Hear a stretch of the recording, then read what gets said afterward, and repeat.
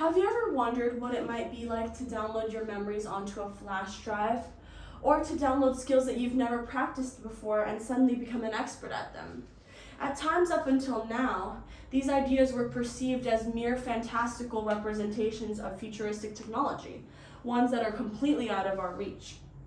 With recent studies today from large figures in the fields of science and technology, we have reached the knowledge that these ideas are being developed as we speak now. The scope of these projects seems to be a range from decades to centuries, but the idea of memory uploading or downloading is so extremely intricate and complex that even these scopes seem very close in nature. To us, a century may seem like an extreme amount of time because in our perspective, it is out of our lively ability. But in terms of future and in terms of the rate of technologies advancing, this is not a long period of time at all.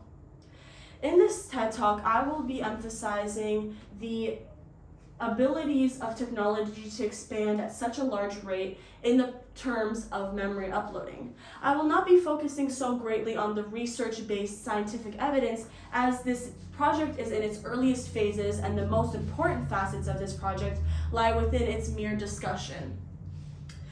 It's important for us to emphasize how technology specifically affects our lives and what are the negative drawbacks that are coming with every single positive benefit that is brought. For example, although we have accessibility to any source of information we need on our computer or smartphones, this also depletes a level of creativity that was once found common in humans. Children are losing their ability to socialize, and human adults are becoming more sedentary as technology allows a multitude of areas of expertise accessible within seconds. This accessibility has progressed us in terms of health, science, physicality, psychology, etc., but it has also set us back in an extreme amount of factors. Now, I personally use my phone around 4 to 5 hours a day, which is an extreme amount of time considering the 20 hours minus the 8 hours of sleep you're receiving. This consumption and almost phone addiction, I feel, is not enough emphasized within knowledge of technology. And I think it is important that we now, as a society, establish a balance between allowing technology to aid and benefit us without facing the extremely harmful effects that it can bring in the long term. The idea of memory downloading became recently popularized within Elon Musk when he made a statement to Insider magazine that said, "Yes, we could download the things that we believe make ourselves so unique. Now, of course, if you're not in that body anymore, that is definitely going to be a difference. But as far as preserving our memories, our personality, I think we could do that." Now, according to Musk, this memory downloading can occur upon the basis of computer evolution. Many have criticized that he has simplified this process and that it would require much more development in theory and ideology in order to be successful. Michael Graziano, a psychology and neuroscience professor at Princeton University, asserted that for this idea to proceed, there is a requirement of 2 factors: an artificial brain, as well as the ability for a brain scanner to translate all the details from a real brain to this artificial brain. Now, with that being said, this project also requires that there's a brain scanner that can do this, that wouldn't fatally kill the patient who is receiving this procedure, as well as the intricate development of a scanner that has the ability to scan one's brain hundreds of millions of times in order to capture as much detail as possible, therefore allowing this artificial brain to be created in as close detail to the real brain as possible. Now, one of Musk's newest projects is Neuralink. And Neuralink is working on creating a brain interface that Musk says can store memories as a backup and restore these memories. Researchers Berger and Sam Dweiler at Wake Forest University have conducted experiments on rats that follow this idea. In these experiments, they would electronically stimulate the hippocampus of the rats in order to implant false memories.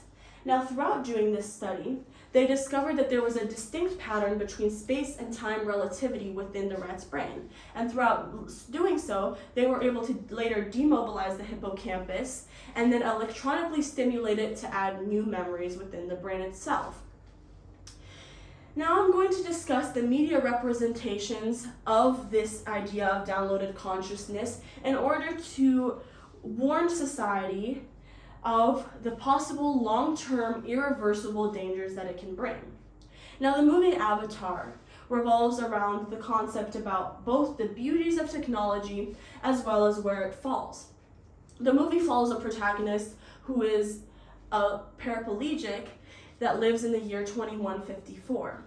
He's offered another chance of life when he can replace his twin brother's role in the journey to a foreign planet of Pandora. Throughout traveling to this land, the movie emphasizes both the dark sides of this technological advancement as well as the beauties that it has the possibility of bringing. What I believe is most important to emphasize here is the balance of technology and how it is implemented. If we continue to use technology and bring more technology without the full awareness of the negative drawbacks it can bring, our lives can soon become a dystopian universe.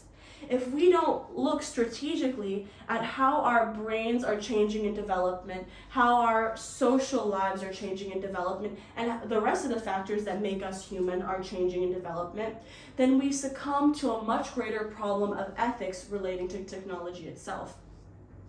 The statistic that shocks me is that since the 1960s, the rate of computer development has been doubling every 1.5 years to 2 years.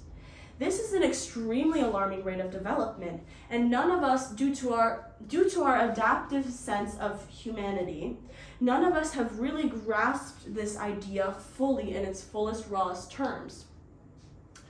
Another media representation of this idea is Dollhouse, and a show where people are constantly having their memories erased and re-uploaded in hopes that they will reach their fullest masterment of skill and personality.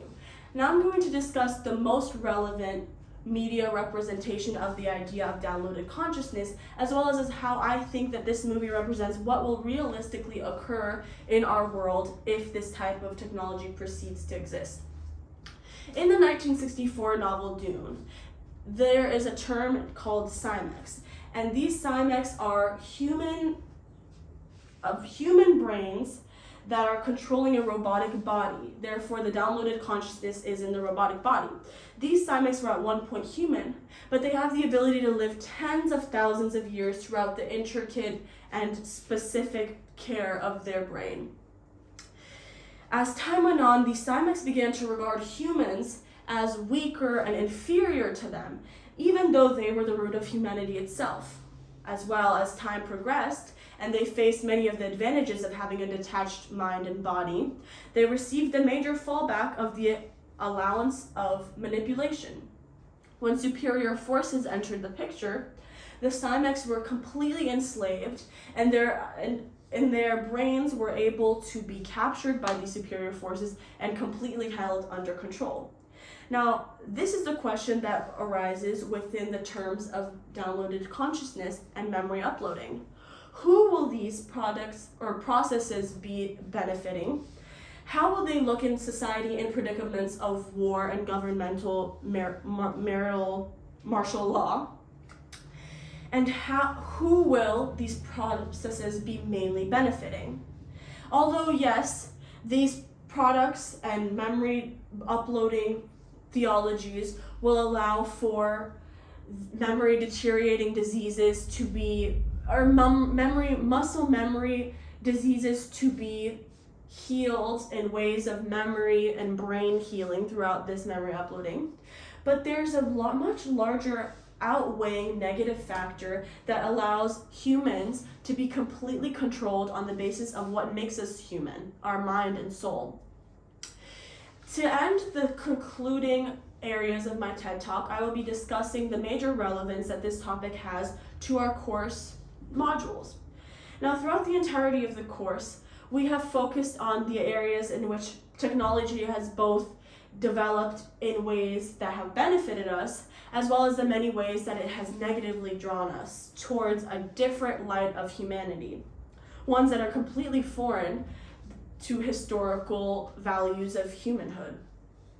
We analyze the prominence of data collection and how large corporations are benefiting from our breach of privacy, as well as how we are benefited by these breaches as well. In terms of memory uploading, I believe that these benefits will be much less in terms of the ability that larger superior forces that we are not currently in contact with will have to control us. For example, if someone is lying to the government or creating deceitful areas in the eyes of a governmental superior force, this individual will have the vulnerability of having their memories be altered and manipulated in motives of the government itself. Now, this is obviously an idea that is not fully formed, but it is an example of the ways in which this power can eventually be manipulated. Overall, throughout this TED Talk, my main goal was to emphasize not the bad horrors that technology can bring, but instead the importance of balance and awareness within our usage of technology, and the areas where we need to include more meaningfulness in selecting how we want society to develop in terms of technology. Thank you for watching my TED Talk.